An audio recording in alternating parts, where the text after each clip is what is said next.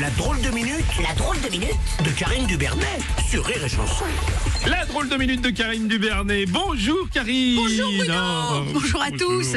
Dis-moi Bruno, c'est bien je baisse, j'éteins, je décale, la petite chanson d'auto-hypnose collective. C'est ça, hein? Non. Hein c'est ça. D'accord, c'est pas on me baise, on me ment, on me déglingue. T'es sûr? Ah oui, je suis sûr. Non, parce que la présidente de la commission de régulation de l'énergie, Agnès Vargon, a annoncé une hausse du prix du gaz due à la baisse de consommation des Français. C'est extraordinaire.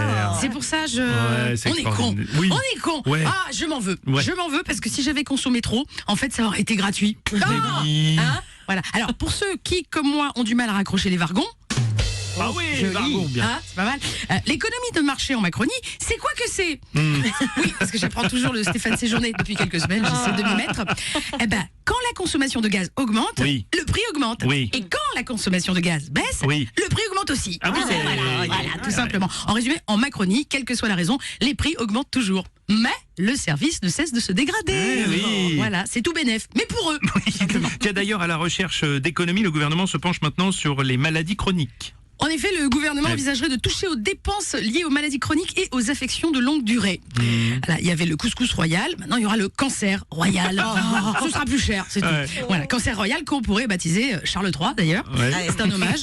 À quand une taxe d'habitation dans les cimetières? Eh oui, parce que le racket dure plus longtemps avec Macron. Ah. Mais bonne nouvelle, Bruno, le prix de la vaseline reste stable. Ah bah ça rassure tout le monde. Ah bah je sais pas si ce sera utile car selon un sondage IFOP, les Français font de moins en moins l'amour.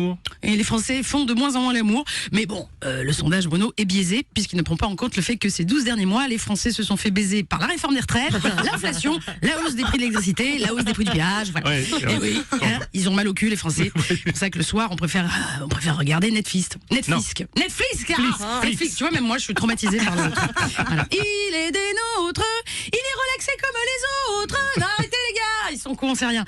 Non, c'est Bayrou là qui s'ambiance avec Dussopt, Moretti et Darmanin. Arrêtez les repris de justesse là. Incroyable.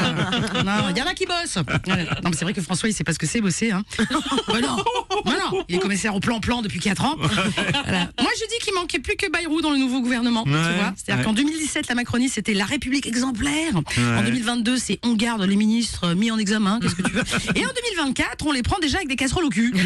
Voilà. Donc, en résumé, ce remaniement, finalement, c'est comme si tu retournais ton slip sale pour finir la semaine. C'est la drôle de minute de Karine Dubernet.